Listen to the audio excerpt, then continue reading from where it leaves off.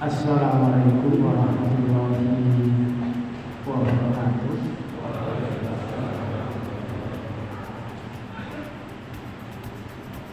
Alhamdulillah wa syukurillah la haula wa la quwwata illa billah wa la na'budu illa iyyah. Asyhadu an la ilaha illallah wahdahu la syarikalah wa asyhadu anna Muhammadan abduhu wa rasuluhu la nabiyya wa la rasula ba'dahu. Allahumma sholli ala nabiyyina Muhammadin wa ala alihi wa sahbihi ajma'in wa man tabi'ahum bi ihsanin ila yaumil wa ba'du. Wa yaqulu tabaraka wa ta'ala fi kitabihil karim, a'udzu billahi minasy syaithanir rajim. Syahrul Ramadan alladzi unzila fihil Qur'an hudan linnasi wa bayyinatin minal huda wal furqan faman syahida minkum syahra falyasum. Jamaah salat Isya yang insyaallah dirahmati oleh Allah, alhamdulillah pada malam hari ini kita bisa menyempatkan diri dengan sekuat tenaga untuk menjalankan sholat wajib, sholat Isya berjamaah, dilanjutkan dengan sholatul tarawih. Mudah-mudahan yang kita lakukan di bulan Ramadan ini mendapatkan limpahan pahala yang berlimpah, sehingga kita di akhir Ramadan menjadi kembali ke fitrah kita, bersih dari dosa-dosa kecil terutama, sehingga kita sambut dengan Idul Fitri. Amin ya rabbal alamin. Salawat dan salam semoga tetap tercurahkan kepada junjungan kita Nabi besar Muhammad sallallahu alaihi wasallam yang akan kita nantikan syafaatnya, pembelaannya nanti di hari jungkir baliknya manusia, hari kiamat. Insya Allah kalau kita rajin mengikuti sunnah-sunnah beliau, kita akan mendapatkan pembelaan dari beliau. Jamaah radhiyallahu, saya 3 kali berdiri di sini. Pertama bicara tentang Ramadan, kedua tentang Al-Quran, dan hari ini masih tentang Al-Quran karena saking banyaknya muatan yang ada di dalam Al-Quran. Nanti yang terakhir saya bicara tentang kepada siapa Al-Quran diturunkan, adalah kepada Nabi Muhammad SAW. Kemarin sedikit kita bicara tentang makna Al-Quran adalah jelas kalamullah, firman Allah, artinya bukan tulisan manusia biasa, sehingga kita dituntut untuk menghormati sekuat tenaga, kita baca, kita pahami, kita jalankan perintahnya, kita tinggalkan larangan-larangannya. Untuk hari ini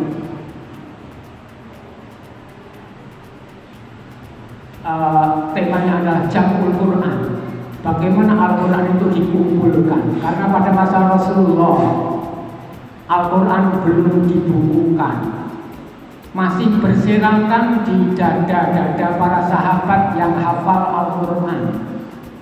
Sampai awal masa Khalifah Abu Bakar As-Siddiq, ketika terjadi pemurtadan nasional di Jazirah Arab, dari Yaman sampai utara banyak sekali orang murtad, maka Abu Bakar membagi pasukannya menjadi 11 grup.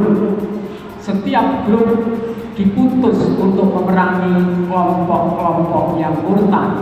Kelompok yang murtad yang ganas adalah kelompok selatan, karena di sana muncul nabi-nabi palsu, ada Musailamah al-Kadzdzab, ada Jarrah, ada Al-Unsi. Kalau orang-orang yang sisi utara murtadnya bukan karena itu, tapi ketakutannya karena menolak membayar zakat. Karena orang-orang Muslim ini meyakini bahwa urusan zakat selesai dengan wafatnya Nabi Muhammad, karena perintah ayatnya adalah khudh min amwalihim shadaqatan tutahhiruhum. Wahai Nabi Muhammad, ambil zakat dari orang-orang Muslim agar menjadikan mereka suci. Sekarang Nabi Muhammad sudah tidak ada, sehingga mereka meyakini tidak wajib membayar zakat. Oleh Abu Bakar diperangi semua. Efek dari ini semua adalah pasukan yang dikirim penghafal Al-Quran banyak yang syahid, sehingga Abu Bakar, Umar bermusyawarah yang akhirnya menetapkan kalau setiap perang para sahabat yang hafal Quran syahid meninggal, maka lama-kelamaan Al-Quran akan hilang. Sehingga perlu ada langkah terobosan yang gak pernah dilakukan oleh Rasul adalah menulis Al-Quran. Maka panitia terbentuk, Zaid sebagai penulis, disaksikan berbagai macam pihak, dan jadilah Al-Quran dari surat Al-Fatihah sampai surat An-Nas. Itu di masa Khalifah Abu Bakar As-Siddiq. 2 tahun setengah Abu Bakar wafat, diganti oleh Khalifah baru Umar bin Khattab. 12 tahun Umar memerintah. Kemudian selanjutnya Khalifah berikutnya adalah sahabat Utsman bin Affan. Ketika pada zaman Umar bin Khattab, wilayah Islam luas dari ujung Rusia sampai ujung Tripoli, luas sekali, sehingga sahabat Umar kewalahan bagaimana mengajarkan Al-Quran, sehingga juga membentuk gubernur-gubernur di setiap wilayah. Ini akan memunculkan permasalahan baru, terutama cara membaca Al-Quran. Dan nyata, ketika Khalifah Umar wafat digantikan oleh Khalifah Utsman bin Affan, terjadilah perbedaan membaca Al-Quran antara orang-orang yang hidup di sekitar Baghdad dengan orang-orang yang hidup di sekitar Andalusia. Selesai sholat, makmum berantem, menuduh imamnya membuat bid'ah karena bacaannya tidak sesuai yang saya baca di Timur Tengah. Saling bunuh berjalan. Maka ini disampaikan kepada sahabat Utsman. Sahabat Utsman pun memerintahkan seluruh Al-Quran yang ada mohon dikumpulkan, ditarik. Setelah ditarik, sahabat Utsman memerintahkan Al-Quran yang asli, yang masih disimpan putri Umar, istri Rasulullah, dipinjam, kemudian dikopi, ditulis ulang sebanyak 4 nuskhoh. Dari 4 Quran ini dikirim ke kota-kota terkenal. Sejak itulah Al-Quran yang sampai kepada kita hari ini adalah Quran yang diresmikan, cara bacaannya juga tulisannya pada zaman Khalifah Utsman bin Affan. Walaupun banyak umat lain yang protes, terutama adalah orang-orang Syiah. Orang Syiah nggak mau Quran ini karena mereka menuduh Quran ini adalah banyak sekali ayat-ayat yang tidak ditulis. Itu menurut mereka, sehingga mereka hari ini Qurannya berbeda dengan Quran kita. Quran kita benarnya internasional, disaksikan berbagai macam saksi yang dipercaya. Satu huruf saja keliru akan ketahuan, karena Allah sudah berfirman, Inna nahnu nazzalna dzikra wa inna lahu lahafizun. Kamilah yang menurunkan Al-Quran dan kami pula itulah ikut menjaga Al-Quran dengan cara memberi akal kepada anak-anak muda maupun tua bisa menghafal Al-Quran, bukan saja dari depan ke belakang, tetapi dari tengah mundur pun bisa. Itulah kehebatan hamba Allah yang diberi karunia oleh Allah turut menjaga Al-Quran. Kita berdoa mudah-mudahan kalau kita belum bisa turut menjaga Al-Quran, barangkali anak-anak kita yang masuk di tahfidzul Quran termasuk sebagai cara Allah menjaga Al-Quran dari tahrif, penyelewengan, dari pengurangan, dari penyusupan dan lain-lainnya. Jamaah rahimahullah, dari kondisi ini dan kondisi yang lalu menunjukkan bahwa Al-Quran Al-Karim adalah mukjizat dari sisi makna dari Allah Subhanahu wa Ta'ala, juga dari uslub retorika bahasa yang digunakan Al-Quran terlalu tinggi untuk dipahami oleh orang-orang yang tidak mengerti bahasa Arab.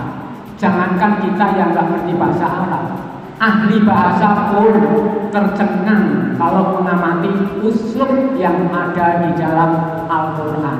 Ini juga menunjukkan bahwa tidak mungkin Nabi Muhammad yang ummiyun la yaktub wa la yaqra itu mengarang Al-Quran, karena nggak ada yang mengajari.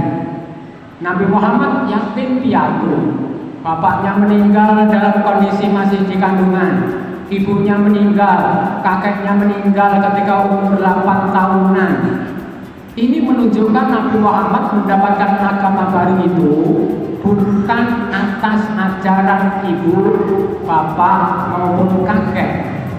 Kebiasaan bangsa Arab, setiap agama anak pasti sama dengan agama kedua orang tua.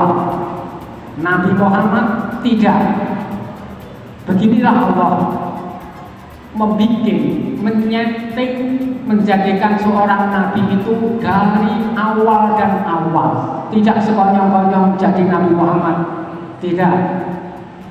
Dari kitab Injil sudah diceritakan banyak, sehingga banyak orang yang menamakan anaknya Muhammad, karena dalam kitab Injil nanti akan ada nabi terakhir namanya Muhammad. Termasuk Abdul Muthalib memberi nama cucunya dengan Muhammad. Harapannya adalah barangkali cucu ini akan jadi nabi, dan betul cucu beliaulah yang diangkat oleh Allah ketika umur 40 tahun menjadi seorang nabi. Sekali lagi pesan-pesan ini tadi menunjukkan bahwa Al-Quran kalamullah, bukan tulisan manusia biasa. Kewajiban kita di dalam Al-Quran itu isinya perintah dan larangan, pun itu hanya sepertiga. Ada larangan, tidak boleh berbuat kerusakan, tidak boleh makan harta anak yatim, tidak boleh berzina, tidak boleh mencuri. Juga ayat-ayat perintah, kita disuruh untuk sholat, untuk puasa, untuk birrul walidain, untuk berbaik dengan sesama. Sisanya yang 2/3 adalah kisah-kisah. Tujuan dari kisah yang ada dalam Al-Quran untuk menghibur Nabi kita Muhammad SAW, agar dia tidak merasa jadi Nabi kok susah banget, dimusuhi kaumnya, dicegat-cegat, diboikot, mau dibunuh. Itu masih kecil. Wahai Nabi Muhammad, lihat kisah Nabi Nuh, ratusan tahun. Kisah Nabi Musa diburu-buru raja. Jadi yang sedih, yang papa bukan hanya engkau, sehingga Nabi Muhammad SAW merasa terhibur dengan kisah-kisah itu. Mudah-mudahan kita juga ketika membaca kisah-kisah dalam Al-Quran yang tadinya kita merasa paling lapar ketika puasa, masih banyak para sahabat yang lebih lapar daripada kita. Mudah-mudahan bermanfaat bagi saya pribadi dan jamaah. Mohon maaf kalau ada kekurangan. Wassalamualaikum warahmatullahi wabarakatuh.